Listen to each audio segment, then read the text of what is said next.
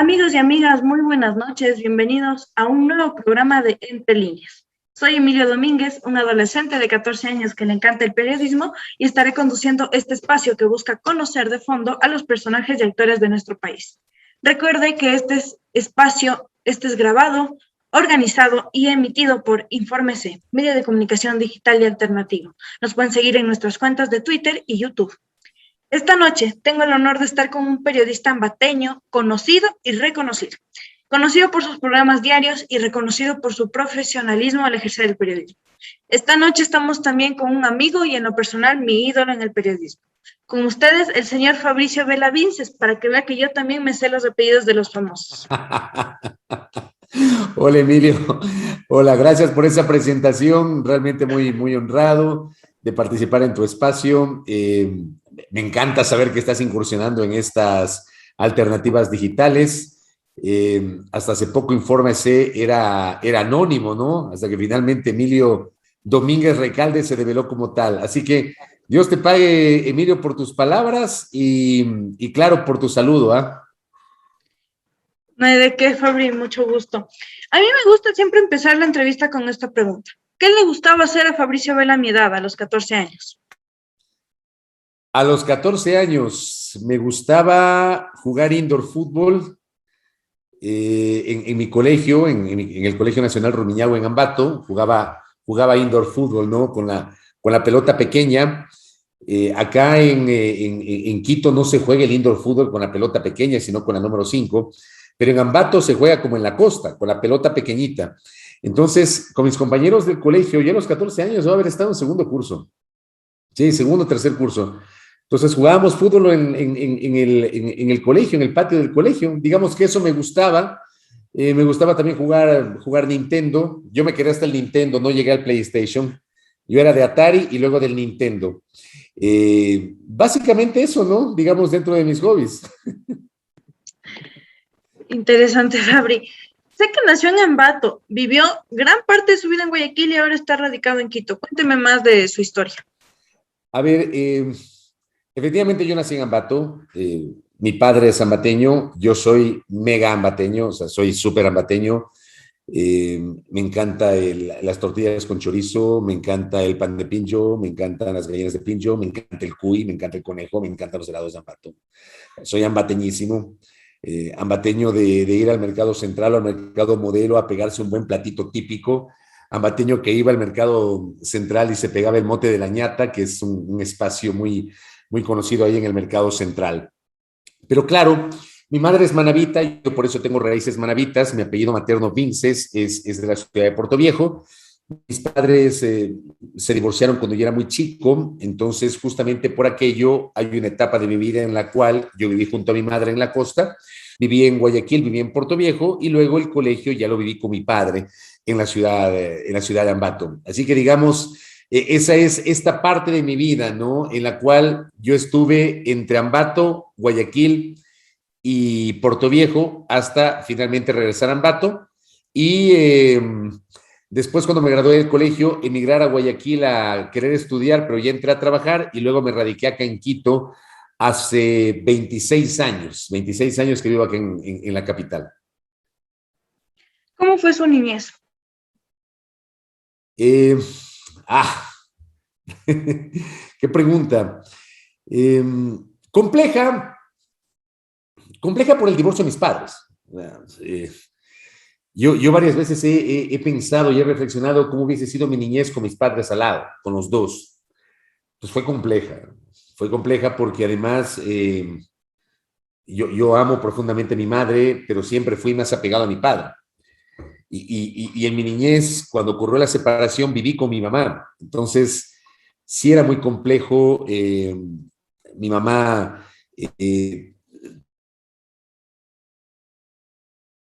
criarnos a mí y a mis hermanos.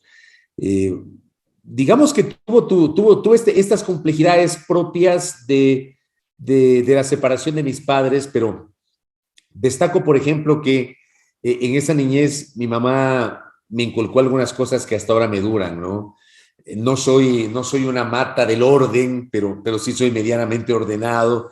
en el sentido de que no aguanto ver mi dormitorio con la cama desarreglada, no aguanto ver la ropa tirada en el piso, llego a la casa, cuando me saco las medias, las hago pelotas y las pongo en el tacho de la ropa sucia, eh, lavo los platos, plancho y plancho bastante bien, una sola línea además en la raya de la camisa. Todo eso me inculcó mi mamá. Lavaba la ropa, mi mamá también me inculcó ese tipo de cosas. Mi mamá me enseñó a ser bastante autosuficiente, ¿ya?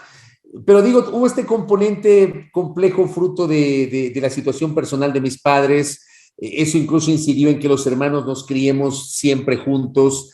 Tal vez esa parte, esa mi niñez, más allá de que siempre, digamos, hay pasajes positivos, ¿no? Que yo los recuerdo con cariño, sobre todo de esta convivencia con mi mamá en su momento. Muy bien, Fabri. ¿Cómo le interesó el periodismo? A ver, aquí, por ejemplo, te voy a contar que esto lo he contado en varias ocasiones, ¿no? Yo voy a vivir con mi papá para entrar al colegio. Tenía 12 años de edad y llego a Ambato y me encuentro con que mi papá es un radiodifusor de viejo cuño, más o menos como tu abuelo, Emilio, tu abuelo que tiene tantos años de trayectoria. Mi padre es un radiodifusor que hoy tiene 70 años, perdón, tiene 70 años de edad, tiene 50 años, 52 años de trayectoria en los medios de comunicación. Toda la vida radiodifusor. Entonces llego a vivir a Ambato y mi papá gerenciaba Radio Calidad de Ambato. Y claro, me encuentro con ese mundo de la radio. En ese tiempo, por ejemplo, no teníamos los adelantos tecnológicos que tenemos hoy. La radio era totalmente análoga, totalmente manual. Teníamos la consola que tenía unas perillas ahí. Entonces, en el canal 1, que había una perilla para el on y el off, era el micrófono 1. El canal 2, micrófono 2. El canal 3, tocadiscos 1. El canal 4, el canal 4, tocadiscos 2. El canal 5, cartuchera 1. La cartuchera era el espacio donde se ponían las cuñas comerciales. Y así por el estilo. Era una cosa, un armatoste así manual, ¿no? Solamente con perillas. Teníamos el mobiliario con los discos de ese tiempo, discos de 33 revoluciones por minuto, eran los LPs, los long plays, los discos de 45 revoluciones por minuto que tenían 2 canciones, una por cada lado y que básicamente las disqueras utilizaban para promocionar sus éxitos. Y bueno, yo llego a los 12 años y me encuentro con ese mundo.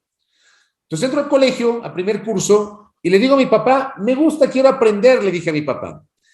Y mi papá asignó a uno de los operadores de Radio Calidad, era José Manzano. Le decíamos Giuseppe, a Giuseppe Manzano. Giuseppe me enseñó a operar. Y resulta que de pronto un operador faltaba y le llamaban al Wambra Fabricio Vela para que ponga la música. Había alguna cosa que necesitaban ir a una reunión, el Fabricio Vela a poner música. Entonces, así me fui formando y me fui involucrando en el tema de la radio. Después hice borde de campo en el Estadio Bellavista de Ambato. Era el informador deportivo. En ese tiempo no había celulares. Todavía no se utilizaba tanto el handy o el walkie-talkie. Pero, por ejemplo, en los camerinos había unos canales a través de los cuales uno iba con el micrófono y con unos cables larguísimos, de no sé cuántos metros. Uno conectaba ahí en el plug y inmediatamente se conectaba a la cabina de la radio que estaba ubicada en la parte alta del estadio. Yo uno hacía entrevistas a los jugadores desde el camerino y después me ubicaba en la parte de los graderíos como borde de campo para decir los tiros de esquina, las alineaciones, los cambios, lo que está pasando en el graderío, etcétera. Era, como digo, muy chico, tenía 13, 14 años después. Pero nada de esto que estoy relatando, Emilio, yo lo tomé como algo definitivo. O sea, me gustaba, sí, pero yo veía mi horizonte en otros lares. Entonces, lo primero que yo quería era ser militar. Primero quería ser marino, porque tengo un tío que era oficial de la Armada Nacional. Primero quería ser marino. Después, no, quiero ir a la Escuela Superior Militar Eloy Alfaro de Parcayaco. O sea, quería ser militar, increíblemente. Y después, cuando llegué a tercer curso, dije, no, yo quiero ser economista. Me acuerdo que tuve la sesión con el orientador vocacional, conversamos, me dice, ya chévere, vas a ir a ser físico-matemático en cuarto curso. En ese tiempo teníamos especializaciones. Físico-matemático, cuarto, quinto, sexto curso. Terminé, seguía haciendo radio los 6 años de colegio, por cierto, pero yo lo vi como un hobby. En Ambato, en ese tiempo, bueno, en ese tiempo en el Ecuador no tenías la oferta académica que tienes hoy a nivel de universidades, y en Ambato había una universidad, la Universidad Técnica de Ambato, la UTA.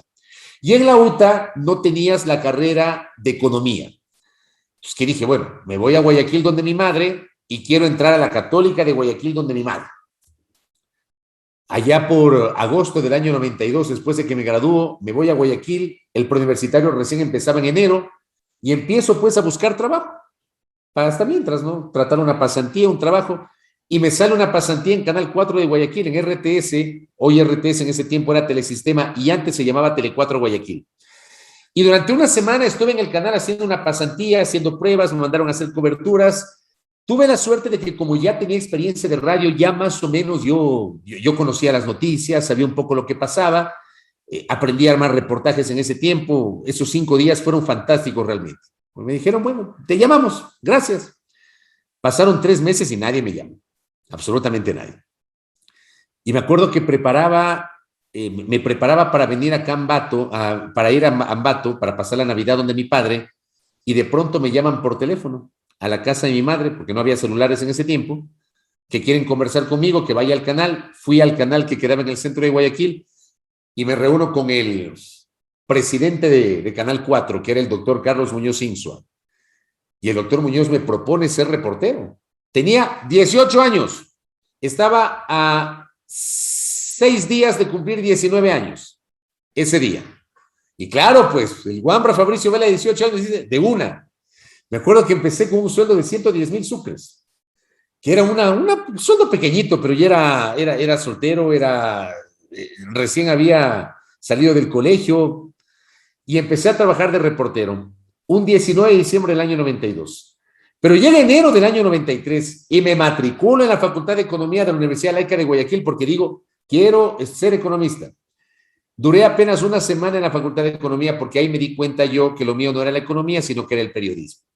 Así empecé en el periodismo y me di cuenta que esta era mi vocación, que esta era mi pasión, una carrera, un oficio que amo profundamente, que lo disfruto, que me deleito. Probablemente no lo hubiese disfrutado tanto si hubiese sido economista, pero bueno, creo que la vida me dio la oportunidad de ejercer algo que realmente me apasiona. Ahí más o menos mis inicios, querido Emilio. Muy, muy interesante y muy lindo su historia. ¿Cuál es la mejor experiencia de su carrera? No te escuché, ¿me puedes repetir? ¿Cuál es la mejor experiencia de su carrera? Tengo un montón.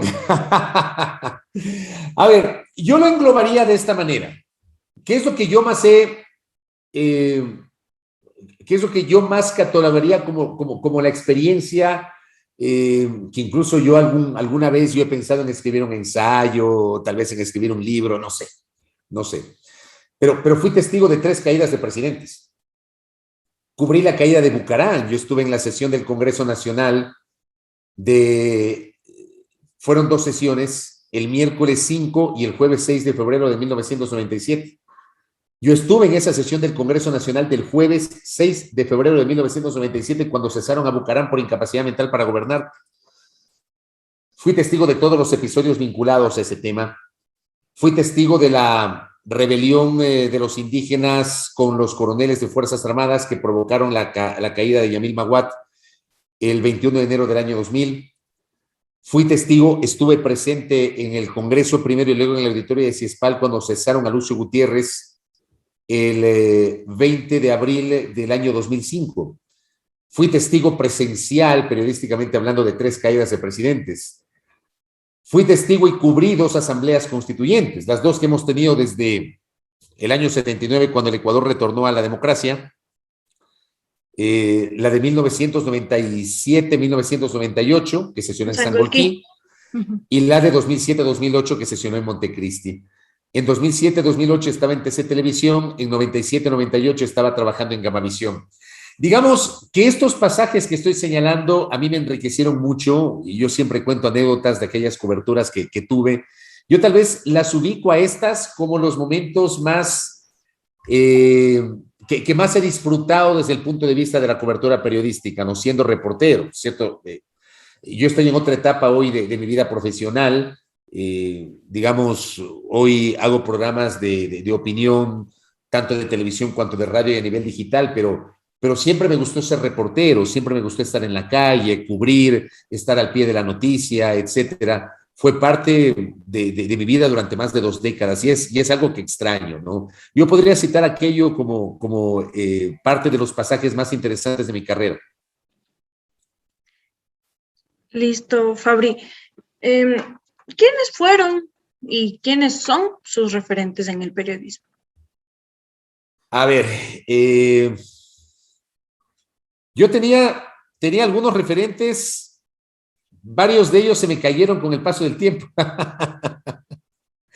Varios de ellos se me cayeron con el paso del tiempo. O sea, debo decirte con total honestidad que Carlos Vera para mí era un referente. Carlos Vera era un referente. Yo trabajé con él 6 meses en Gamavisión y yo creo que muchísimo de lo que aprendí al inicio de mi carrera siendo reportero se lo debo a Carlos Vera. Carlos Vera de la versión 1996, que fue mi jefe. No hablo del Carlos Vera versión actual, que tiene una forma de pensar y una concepción totalmente diferente. Pero, por ejemplo, en aquel tiempo, para mí, él era un referente. En aquel tiempo, estoy hablando del año 96, era un referente para mí. Yo debo decir que, habiendo sido serrano, porque soy serrano, nací en Ambato, y empecé periodísticamente en Guayaquil, yo debo decir con total honestidad que a mí, yo no sentí nunca discriminación por ser serrano. Ya, no sentí nunca discriminación. Y más bien, en el inicio de mi carrera y de mis coberturas periodísticas, muchos de los colegas que ya eran reporteros consagrados ese tiempo empezaron a darme consejos. Yo siempre recuerdo con cariño a Pedro Jiménez, por ejemplo. Pedro, que ya era reportero de Coavisa, que es uno de los presentadores estrella de Coavisa, que toda su vida ha trabajado en el Coavisa. Pedro es un tipazo, o sea, me aconsejaba, me decía cosas, me decía, ve, tienes que preguntar esto. Eh, Hugo Gavilanes, Steven Macías, Rolando Panchana, José Toledo, Fausto Valdivieso, ya fallecido, que incluso Fausto un par de años después me quiso llevar a un programa que él tenía en Teleamazonas llamado Comisaría 100. Fueron parte de ese grupo de periodistas que se fueron convirtiendo en referentes más cercanos porque me guiaban en el curso del desarrollo de los reportajes. Douglas Argüello, que era reportero de Teleamazonas en ese tiempo, por mencionar otro ejemplo justamente. Mi jefe en Telesistema, Teófilo Villón, que también tuvo mucho que ver en mi carrera, al igual que colegas que eran mis compañeros como Luisa Delgadillo o Enrique San Martín. Digamos que ellos me ayudaron mucho en el inicio de mi carrera. También Rolando Panchana, que era un buen amigo, reportero en aquel tiempo.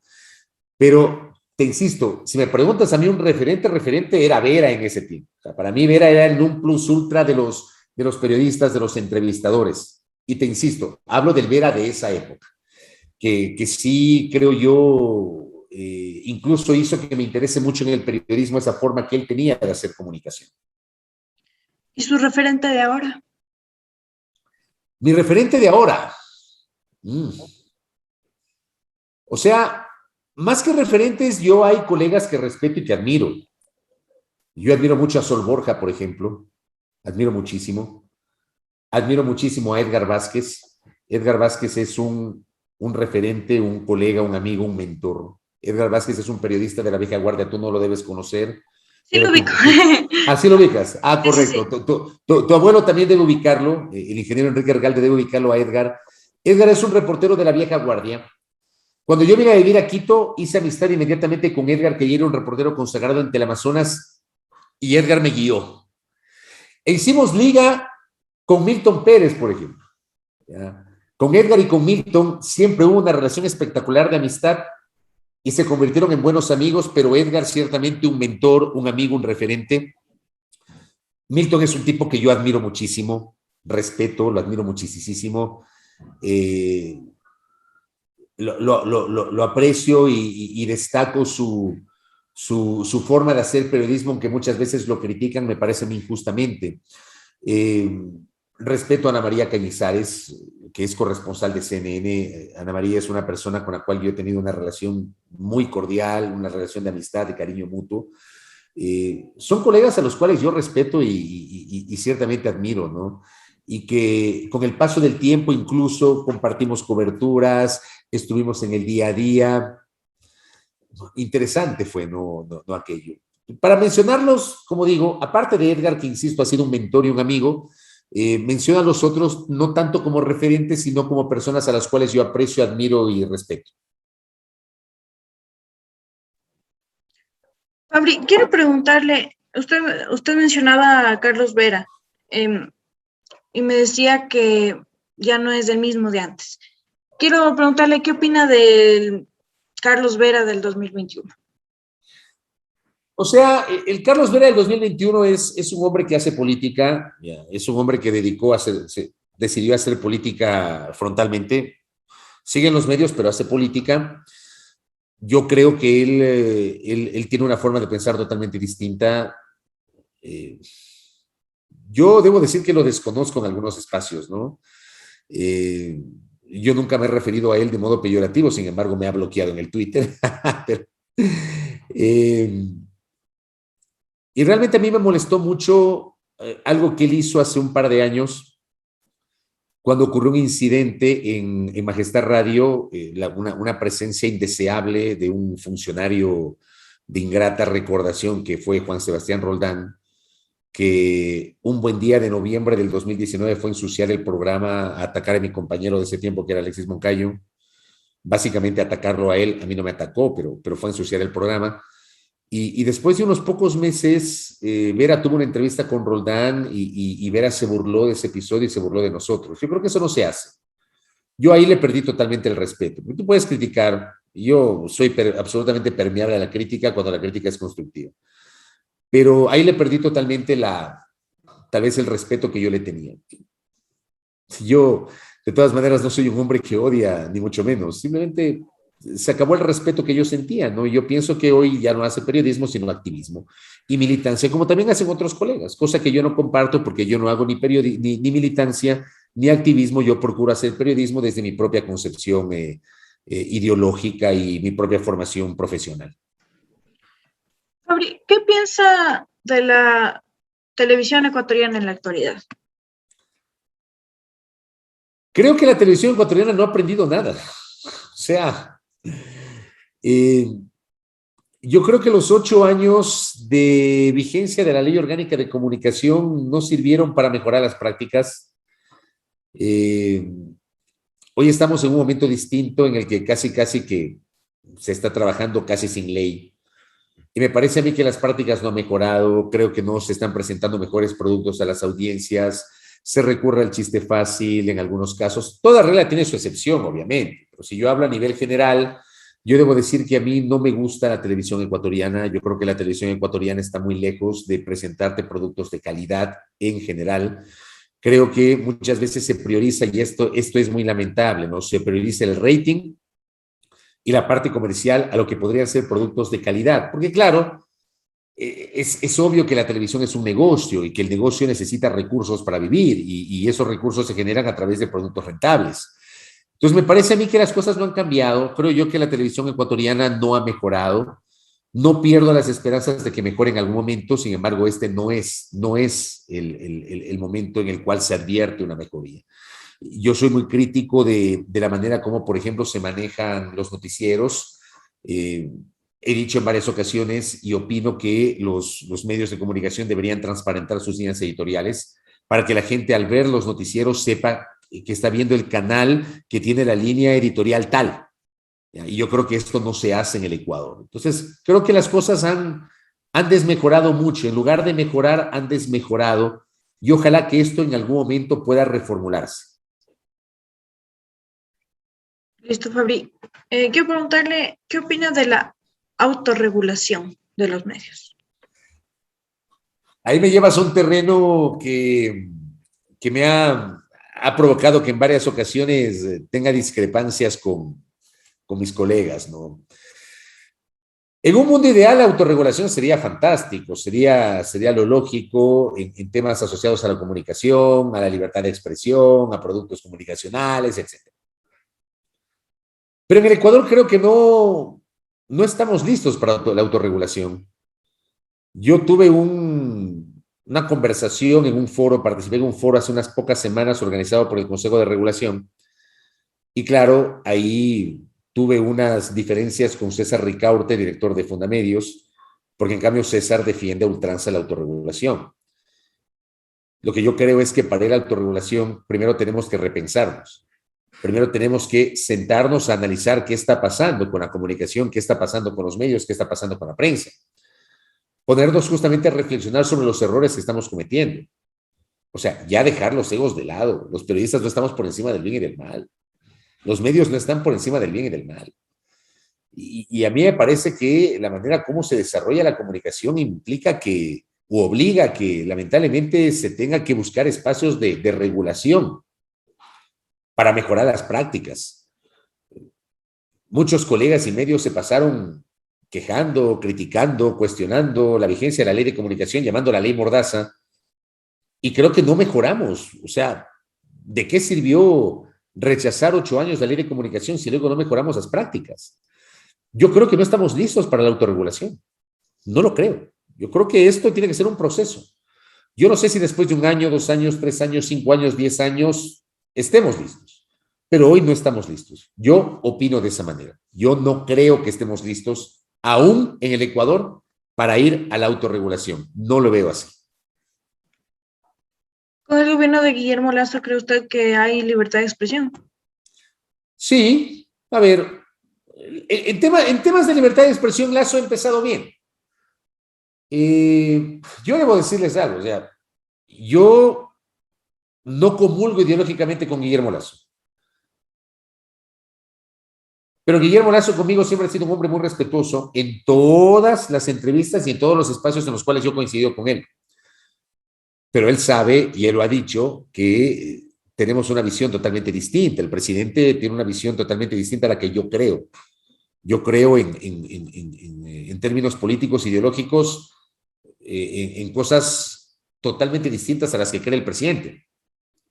Sin embargo, yo debo decir, en honor a la verdad, que en estos primeros 100 días, poco más, de administración de Guillermo Lazo, ha habido una relación respetuosa, armónica, abierta, con los medios en general.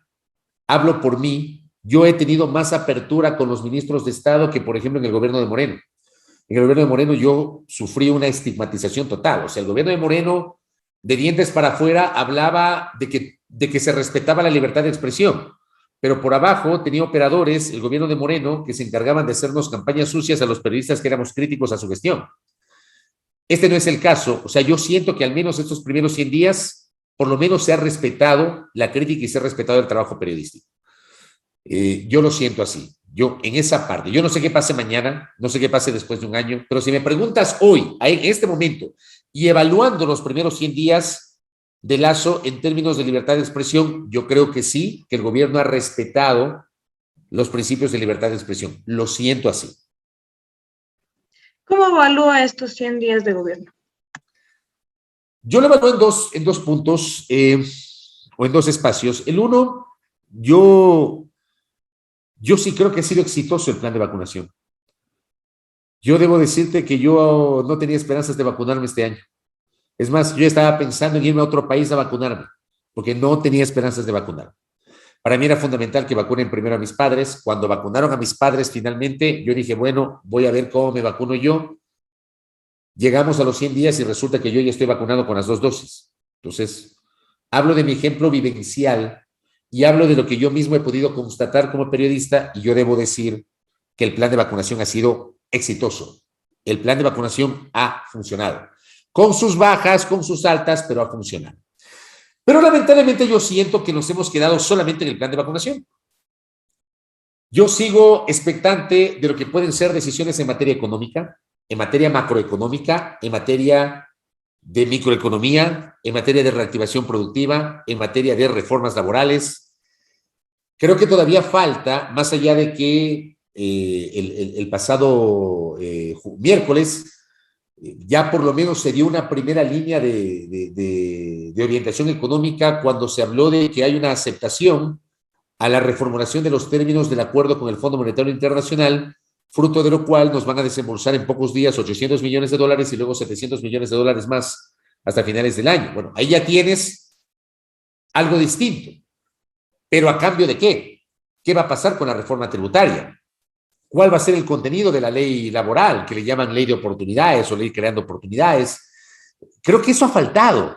No hay plan nacional de desarrollo, no se soluciona la crisis carcelaria. Hoy mismo hay un problema de migración que es muy grave y que el gobierno tiene que atacarlo, tiene que enfrentarlo. Siento que el gobierno no le ha tomado mucho asunto, no le ha tomado mucha importancia el tema de la migración. Al menos no veo yo mensajes o anuncios contundentes del gobierno del presidente Lasso en el sentido de justamente referir como un problema que es complejo. Entonces yo digo, hago un balance en esos dos espacios, lo positivo y lo negativo. Para mí, Emilio, la vida no es blanco y negro, para mí la vida tiene matices, ¿ya? Y cuando tú haces una evaluación, yo sí encuentro matices. Positivo el Plan Nacional de Vacunación, pero nos queda debiendo el presidente Lasso respecto de los otros espacios en materia económica, laboral, comercial, seguridad, etcétera. Fabri, usted ha sido un reconocido periodista del ámbito legislativo, lo que lo hace conocedor de estos complejos temas. ¿Qué opina del actual legislativo, de la actual asamblea? Complejo, ¿no? La asamblea tiene 100 días, ¿no?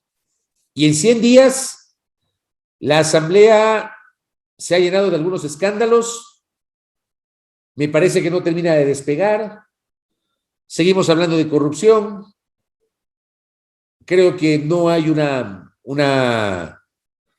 calidad legislativa lo suficientemente grande, creo que quedan debiendo los legisladores. Hoy mismo por eso hay sectores que creen que la solución es reducir el número de legisladores. Yo creo que esa no es la solución. La solución es que debatamos la calidad y no la cantidad de integrantes de la Asamblea Nacional. A mí, al menos para empezar, esta Asamblea me queda debiendo, pero creo que todavía es muy temprano para hacer una evaluación lo suficientemente profunda en torno a este tema. De la Asamblea anterior, en cambio, llevo a decir, esa Asamblea fue un desastre, un desastre. Un presidente de la Asamblea destituido, 3 legisladores destituidos, 3 legisladoras destituidas, 2 legisladores que renunciaron cuando era inminente su destitución y que fueron procesados por casos de corrupción, legisladores que fueron señalados y denunciados, aunque nunca prosperó esa investigación por el supuesto cobro de diezmos, legisladores que fueron señalados, pero creo que nunca se los investigó por el supuesto reparto de los hospitales. La asamblea anterior fue un mega desastre, un mega desastre. Yo creo que todavía es muy temprano y prematuro hacer una calificación mucho más amplia de la actual asamblea. Falta todavía. Yo creo que hay que esperar, por ejemplo, lo que vaya a pasar cuando el gobierno empiece a enviar las leyes económicas. Ahí van a tener una papa caliente y ahí les quiero ver a los legisladores. ¿Qué piensa de la muerte cruzada que se ha hablado en los últimos días en las redes, en los programas, en los debates?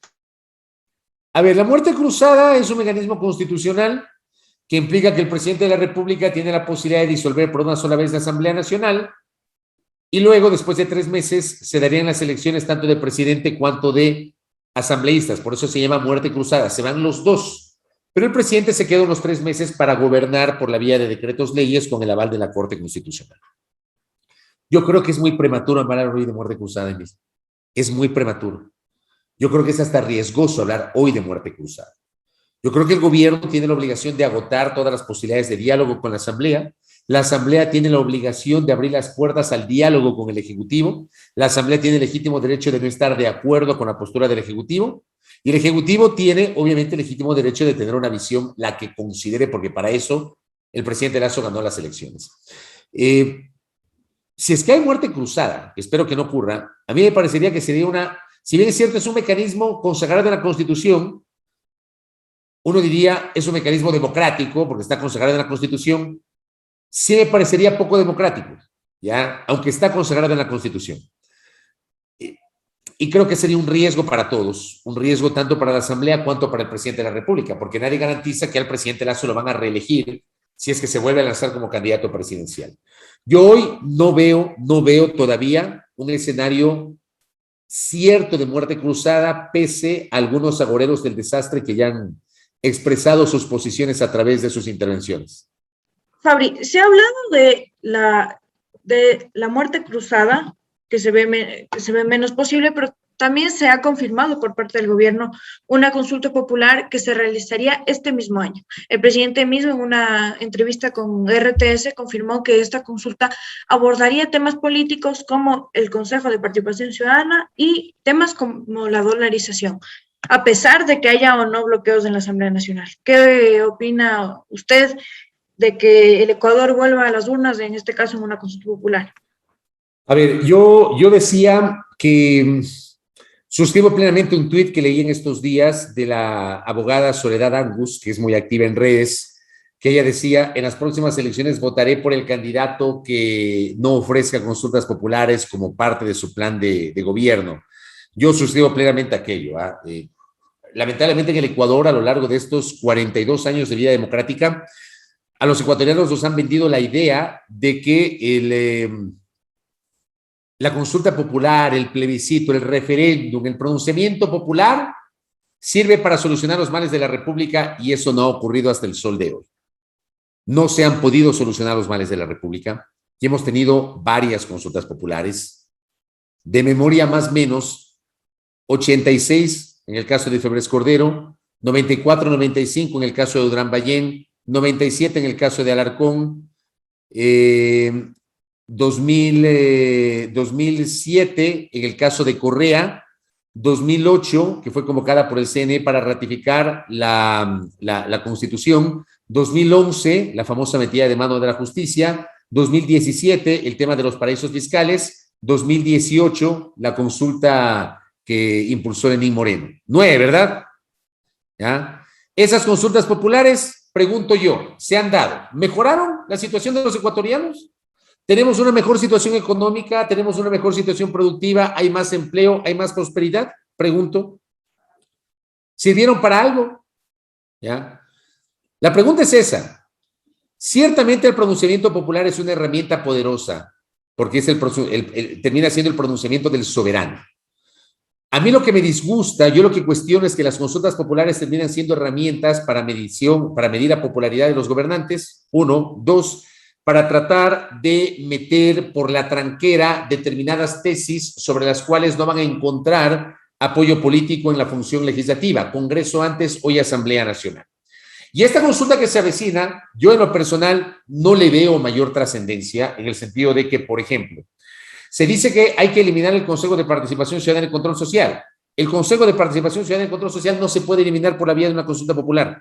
Hay dos pronunciamientos de la Corte Constitucional en ese sentido, que estableció la Corte en esos dos dictámenes que para eliminar el Consejo de Participación Ciudadana se requiere que primero la Asamblea apruebe el proyecto de modificación constitucional, o sea, el mecanismo de reforma parcial de la Constitución. Y solo después de que la Asamblea apruebe esa reforma, hay que ir al pronunciamiento plebiscitario en las urnas. Y ocurrió esto en la Asamblea Nacional fue rechazado.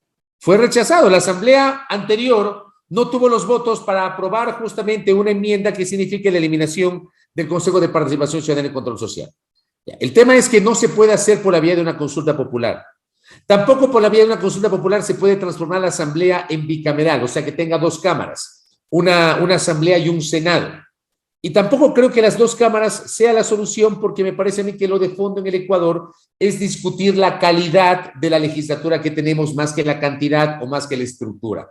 Entonces, no sé qué más se podría preguntar, porque también se ha dicho en estas horas que si el presidente Lasso no encuentra apoyo político en la Asamblea, los temas que van a ser, quiere convocar una consulta para someter a la aprobación del pueblo ecuatoriano los temas que le negó la Asamblea Nacional. O sea, si la Asamblea no le aprueba las leyes, va donde el pueblo ecuatoriano en la consulta y propone que aprueben esas leyes. Pero este es un proceso. Primero la Asamblea tiene que negar esos proyectos de ley y de allí recién iniciaría el proceso para ir a una consulta popular. En el mejor de los casos, 4 meses. 4 meses. Entonces yo no le veo. Yo creo que se está jugando tal vez a que debatamos este tema de la consulta, a tratar de desviar la atención, cuando todavía el presidente no ha enviado temas complejos a la Asamblea Nacional. Fabri, ahora hablemos de fútbol. Quiero empezar con una pregunta que nos hicieron llegar de Twitter. ¿Por qué es hincha del Emelec y no del Técnico Universitario o del Macará? A ver, esa es una buena pregunta. yo te relataba al inicio que viví una parte de mi vida en Guayaquil. A mí me gustaba el Emelec, pero todavía no es que era tan hincha. Me gustaba el Emelec. Me gustaba el Emelec, todavía no tenía total identidad futbolística. Cuando voy a vivir a Ambato, a mí me gustaba el técnico. Me gustaba el técnico.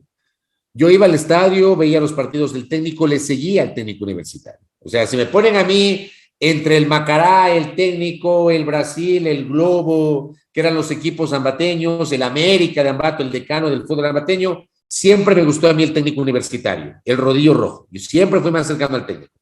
Pero cuando ya me gradué del colegio y me voy a vivir a Guayaquil, ahí sí ya me hice totalmente melexista, completamente melexista. Y bueno, así soy, ¿no? O sea, soy bien azul, recontra azul. Solo quiero aclarar que esta pregunta fue enviada por Willy Rivas. ¿Qué piensa del nuevo momento de la selección ecuatoriana que a propósito de hoy que grabamos, hoy jugamos contra Uruguay? Bueno, esa selección a mí, más allá del resultado, independientemente de que podamos clasificar o no al Mundial, a mí me esperanza porque es una selección muy joven, es una selección que yo sí siento encarna el relevo generacional en la tricolor. Cuando yo veo a jugadores como Gonzalo Plata, como Moisés Caicedo, como Piero Hincapié, como Byron Castillo, por mencionar algunos ejemplos de jugadores que hemos visto, ¿no? Que son muy jóvenes, no son muy jóvenes. Yo siento que hay una esperanza, tal vez no para esta eliminatoria, sino para la próxima. Siento, sin embargo, que el técnico Alfaro, que empezó muy bien la eliminatoria y de pronto se desinfló, creo que está cometiendo algunos errores, sobre todo en el momento de leer los partidos, de una lectura adecuada de los partidos, del desarrollo futbolístico para hacer los cambios que corresponden. Todavía tengo esperanzas en la selección. Yo soy bien, yo soy bastante seguidor de la selección. Desde que vine a vivir a Quito en el año 95 y desde que vi el primer partido de Ecuador, de la selección ecuatoriana en 1996, en el Estadio Olímpico Atahualpa, el 2-0 de Ecuador frente a Argentina, con goles de Alberto Montaño y del Tanque Hurtado. Ese fue el primer partido que yo vi en el Estadio Atahualpa de la selección.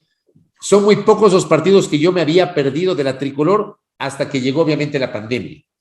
Con la pandemia no he podido ver a la selección en el estadio, pero siempre he procurado acompañar a la selección. He sido testigos, por ejemplo, de triunfos épicos como el primer 1-0 frente a Brasil, ¿ya?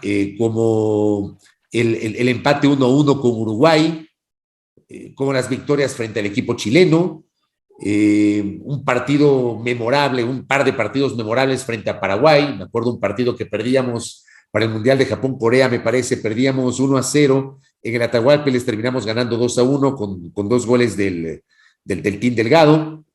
En ese partido creo que expulsaron a Alex Aguinaga, se metió un hincha a la cancha, fue un desastre ese partido, pero lo ganamos, triunfo memorable del equipo tricolor. Pero también he sido testigo, ¿no? Del 3-0, del baile que nos dio Brasil en la última eliminatoria, del baile que también nos dio Colombia, o sea, del declive de la selección, pero ahí he estado, ¿no?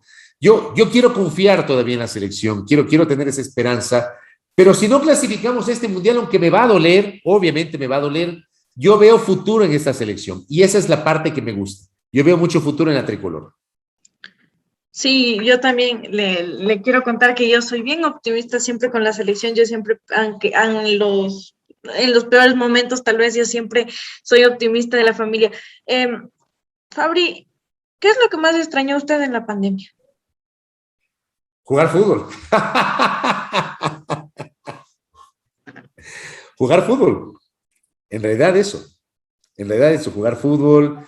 Yo todos los domingos iba a jugar fútbol a la Carolina muy temprano. Recién hace 2 jueves, a los 17 meses, volví a jugar fútbol y jugamos entre vacunados. Terminé con un dolor muscular de 3 o 4 días más o menos en las piernas. Es lo que más he extrañado tal vez de mi vida cotidiana en el contexto de la pandemia.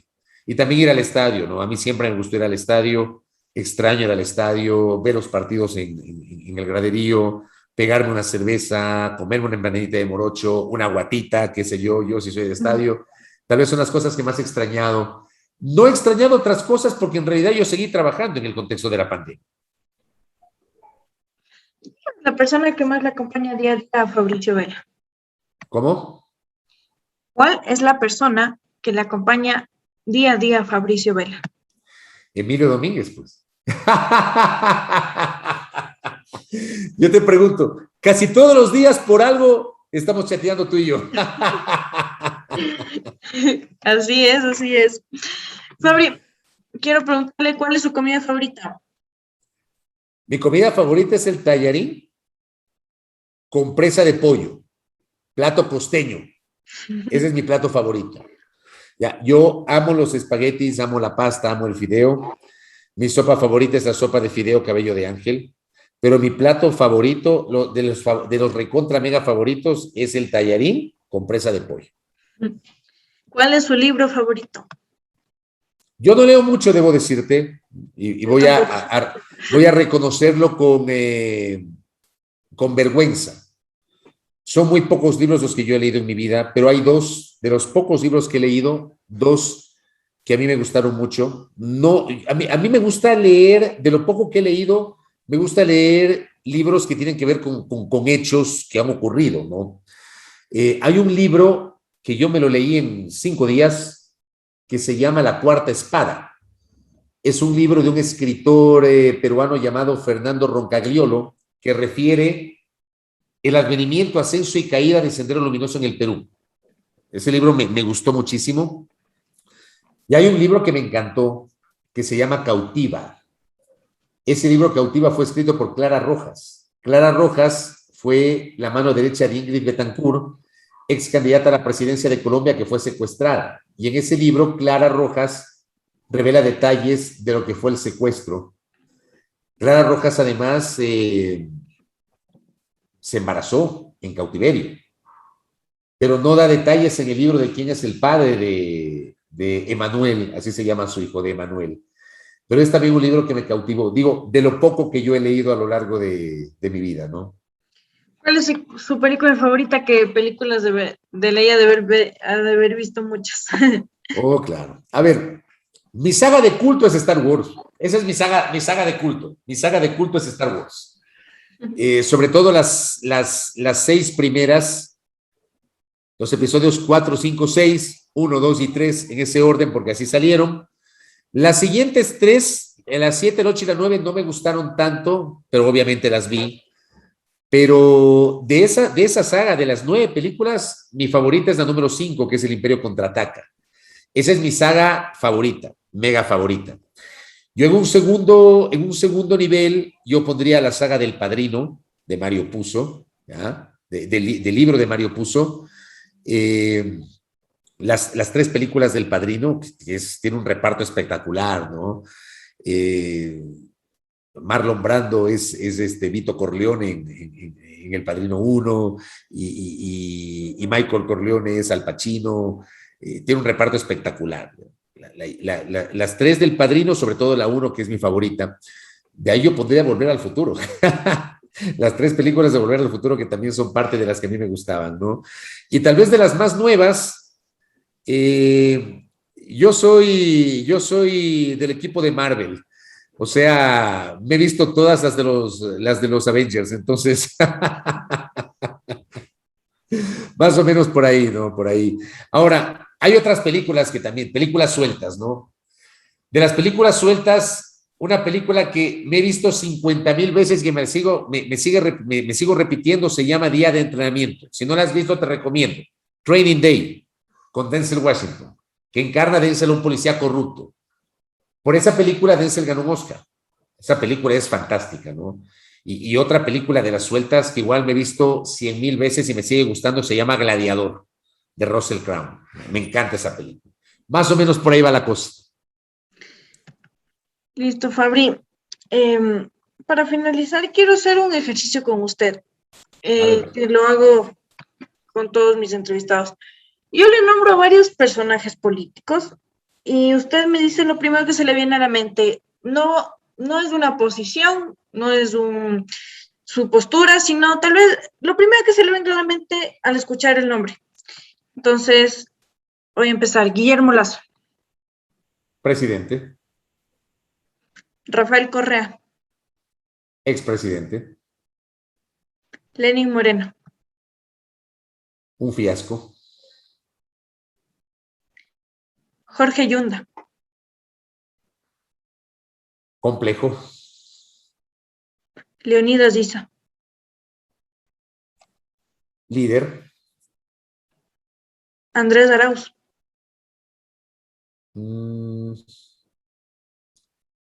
Andrés Arauz. Pudo ser y no fue. Jair Bolsonaro. Fascista. Joe Biden. Lógico. Pedro Castillo. Enigma. Eso es lo que tenía preparado para esta entrevista, Fabri. Y antes de terminar, quiero solo Me recomendarte... faltó preguntarme dentro de los nombres, Maradona. Y yo te hubiese dicho, ídolo.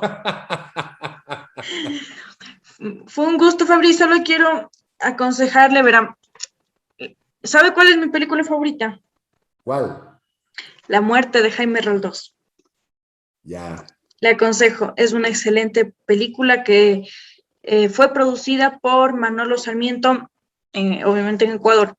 Entonces, solo quería decir eso y muchas gracias, Fabri, por esta entrevista. La disfruté bastante, fue un enorme gusto, fue un honor haber conversado con usted. El gusto fue mío, querido Emilio. Te envío un abrazo. ¿Eh? Gracias y gracias a todos. Y sigue así, sigue así. Yo te he destacado en varias ocasiones. Después de unos pocos años, tú serás un periodista de primer nivel porque estás en ese camino. Te felicito. Métele ñeque, métele ganas. Te admiro y te abrazo. Gracias, Emilio. Muchas gracias, Fabricio. Y a ustedes, amigos, igual muchas gracias por habernos acompañado en esta entrevista y siempre recuerde estar pendiente de nuestros espacios.